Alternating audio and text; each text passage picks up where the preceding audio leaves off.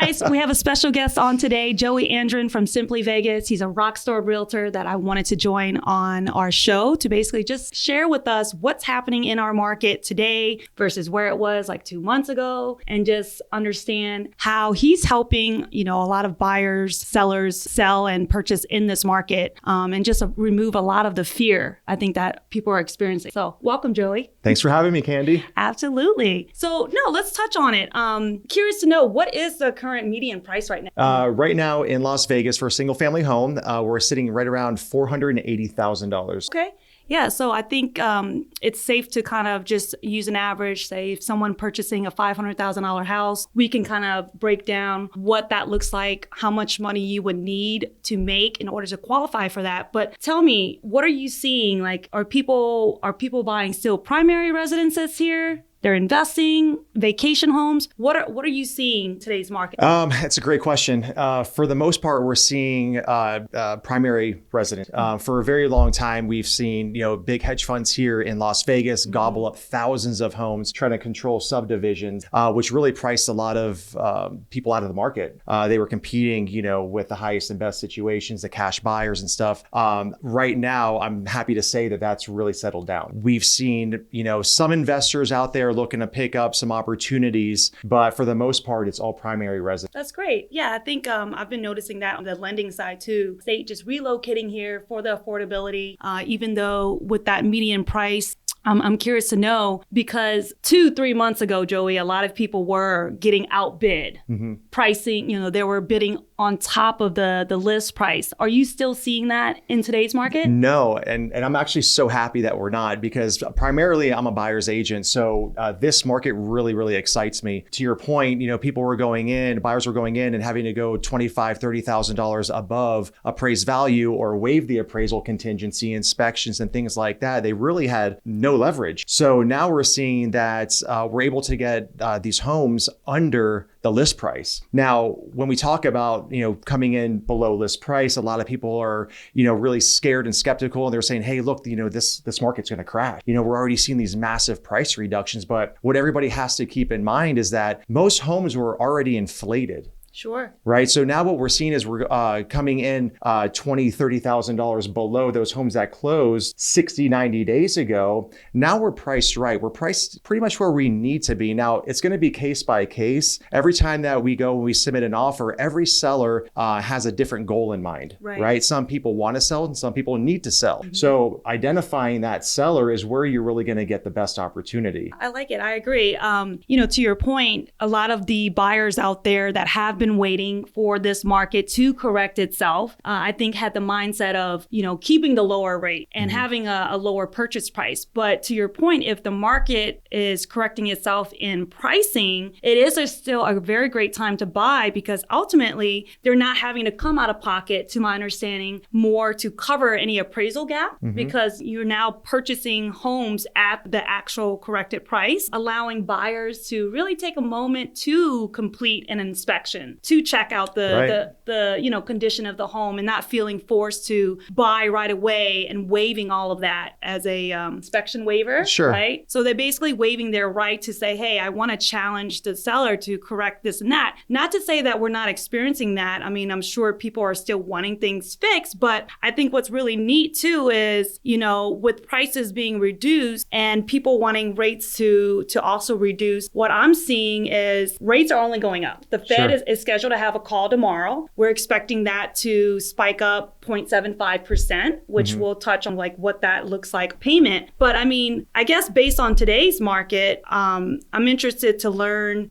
what you are seing with, just because a house is listed at $500,000, are you seeing more of a price reduction, seller credits, are values still coming back? Yeah, well, we're kind of seeing everything across the board, right? So we're seeing major price reductions. Now, this doesn't only apply to resale homes. We're seeing this this with the home builders, and I just want to touch on the home builders for a second, because this is a completely different animal. I have never, in my 18 years of selling homes, I've never seen the home builder reduce their base price. So when when the home builder releases homes and they give you the base price, you add your options and your lot premium, typically they'll give you a concession towards your design center or maybe some flexibility on the actual lot premium, but never the base price, because it affects everybody who purchased prior to them. Sure. Well, when this market started to correct, we're seeing these home builders slash their prices $30,000, $40,000, $50,000. And it's really affecting the people in that neighborhood who actually purchased, 30, 60, 90 days ago. So it's kind of unprecedented. We're seeing a lot of inventory come back in the market because those interest rates price a lot of people who were in contract out of contract. So now the home builders actually have to move that inventory pretty quickly before the end of the year so they could free up their cash and start future developments, right? So that's just one piece of the puzzle. With the resale market, we're seeing a lot of sellers, not only reduce their prices, but now they're open to 3%, 2% towards closing costs, which is pretty huge. We're actually in a situation right now, you and I, that we're trying to put together. But aside from that, they're buying down the rates.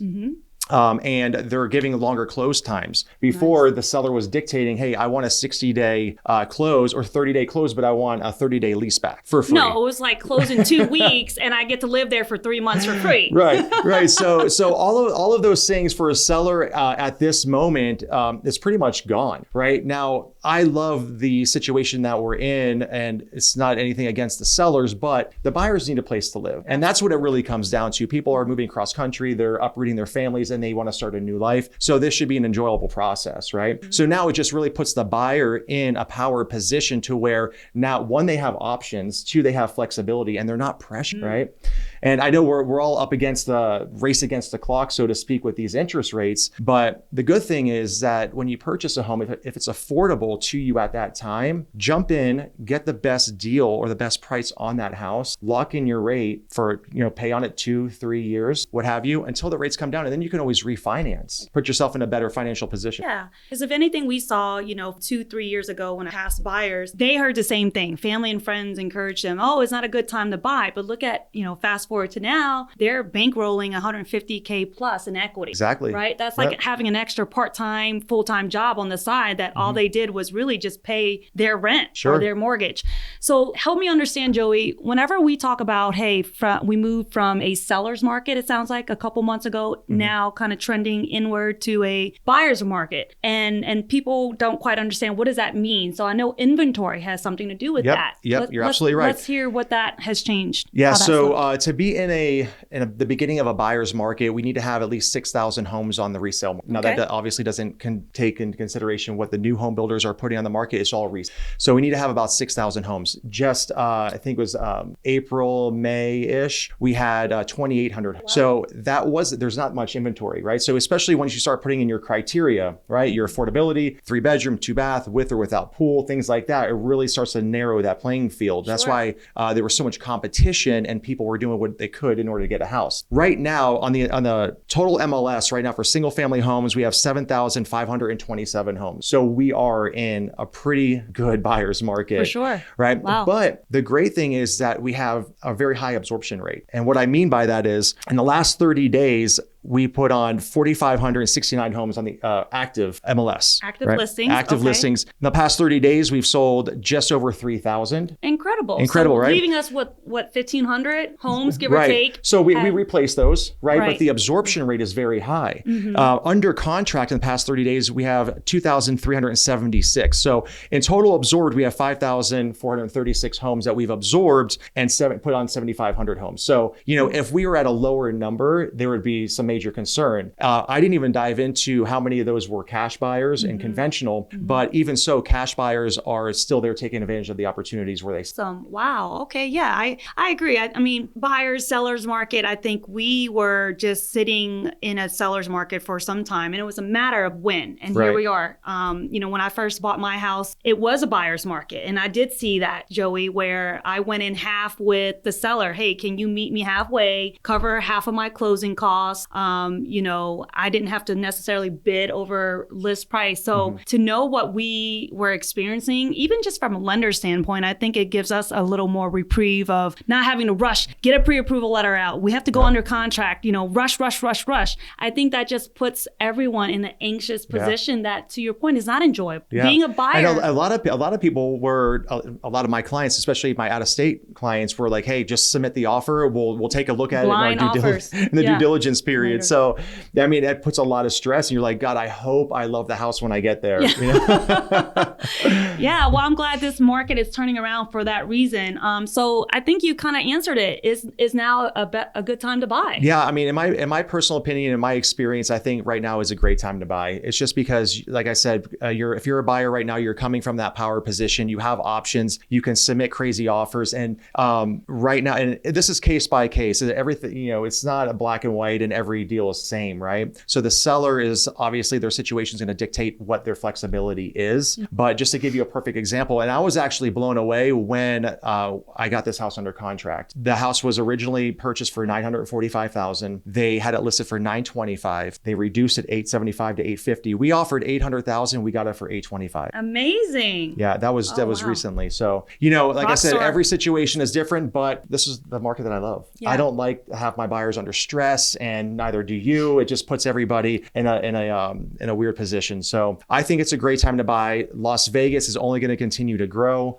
There's a lot of fantastic things here, and there's, I would say if you're waiting for interest rates to come down, they're never going to be in line, right? Interest rates are never going to come down to where everybody thinks it's a good place, right? Like the 2.99, 3%, and then also prices come down. It's either one or the other. It's a seesaw effect. Yeah. It's never going to be the perfect linear deal, right? But it also comes down to, what's the best financial decision for the buyer. And yeah, to your point, I think a lot of people out there, even industry professionals, are starting to kind of feel a little bit of the downslope. But I think, to your point, it's a time to be excited. I love that I'm able to help, my agent partners do open houses, and the closings, because in the past, everything has just been running, that this really gives us time to focus on the buyers. Yep. And so let's touch on that. You've been so successful helping people go under contract, where in the past, people fear 20, 30 bids and they're not getting any bites. How are you successful in this market by doing that? Well, I mean, we're just identifying the property. And like I said, we're throwing crazy offers out there. We're looking at properties that have maybe been on the market for more than 30 days. Which is more common now. It's almost going to be like 60 days. It is. Right? So it's funny because not too long ago, if the market, if the house was on the market for 48 hours, it was like,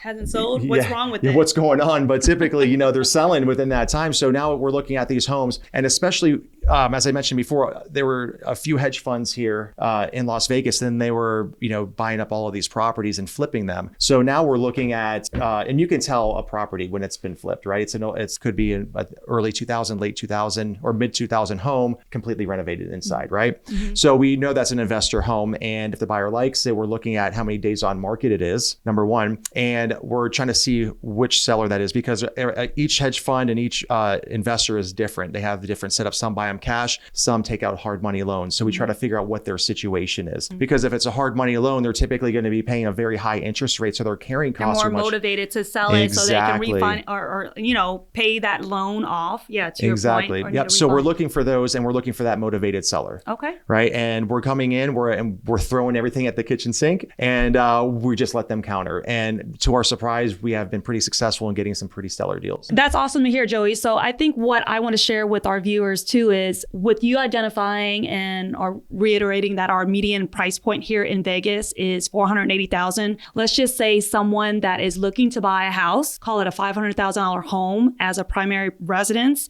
putting 5% down, what they can expect with, say, credit scores of 680 and above. Everyone's always curious, well, okay, I know my payment, but how much money do I need to make? So I kind of ran some numbers to kind of give our audience an idea that you can expect principal and interest payments to, say, call it $2,850, give or take. I'm not here to quote interest rates, more so just a general idea of how you'll be able to qualify for a home purchase of $500,000, right? So the household income gross would be about $100,000. Okay. So that is me not considering what other debt you have outstanding, whether you have a car loan, student loans, credit cards. So that's why everything is a case by case scenario. But with that said, that's also me being really conservative on the allowed debt to income ratios for a conforming conventional loan, where you'll need about $31,000 cash to close. Okay. And with the Fed possibly announcing their increase on rates, I want you to understand what that would do to your payment. So today, Joey, if someone was to come to you with, their income, $100,000, what can I buy, Joey? We get them pre-approved. You'll help them shop for a house, $500,000 or less, right? Right. This is kind of where I'm just trying to help people see their payments will jump up based on the projected increase in rates tomorrow after the Fed announcing, hey, are we going to be in a true recession? Which I think we already are, right? Yeah. We've said. But with the increase in the rate, if you're moving, say, from a 6% interest rate to 6.75, you can expect your payments to increase $230, give or take. So I think it's very important for people to understand that with rates going up, it is still a good time to buy, because if everyone's hoping rates to go down, buy now and refinance later. Exactly. Because if prices are going to continue to jump up, is it better to buy low at a high rate versus buying kind of where we're at now, at a much higher rate? Yeah, and I agree with that, because you're not, I guess, I believe I mentioned this before, but you're not married to the interest rate. You're married to the house, so to speak, right? That's the house that you love. You're going to grow your family in that house. So the interest rate is replaceable, right? So, and you have to think too, once the market starts to get under control and we're no longer in a recession and the rates start coming down, what's going to happen to the house, right? What's going to happen to those prices? They're going to start increasing, right? Because people are going to have more confidence, and then it's going to start that cat and mouse game, right? So buy the house now, because if you're going to live in it long-term, 10, 15, 20, or you're going to live out that 30-year mortgage, it's better to buy and get the deals. Oh yeah. I mean, housing is a necessity. We stress on that all the time. People need homes. People need a place to live. So even if they're buying it as a primary and later upgrade to another home and hold their old property, to your point, you don't have to live in the house forever. If you're trying to build your portfolio, which I work with a lot of investors, that's what they do. They live in it for a year or two, lease it out, the house. Yeah. You got to start with always the first one. Though. And it's funny, because you see a lot of these things coming out on social media about, interest rates in the 7. Oh, when my parents purchased a house, or you have parents 20s, saying, hey, 30s. Yeah, look at when I purchased my house, it was like 25% interest rate. Granted, the homes were a lot less, but it was all relative, right? Correct. So historically speaking, these rates are, would you say, normal? They're extremely low. I would say maybe like the 2.99 and like the 1.5 for VAs, like, not too long ago last year. I mean, that was abnormal, wasn't it? Yeah. I mean, that was what was happening. Everyone was ready to buy because they had FOMO. Yeah. They feared, missing out that low rate, which they had the right to. But due to inflation and increase in pricing and just lifestyle, those that took advantage of that low rate, great. But the ones that are still looking to buy, they need to act soon, because prices I see are only going to be jumping up from here. There's nothing ever going back. Yeah, I agree. Thanks so much, Joey, for joining us today. That was very insightful. I appreciate your time. I appreciate you having me. And how do they find you? Well, you can find me on YouTube, Joey Andron. Very creative. Not trying to hide from anybody. You can find me on YouTube or J_Andron on Instagram. Wonderful. Be sure to give them a follow, guys. Thanks so much for tuning in today. If you haven't already, hit that subscribe button and the bell for weekly videos. See you guys on the next one.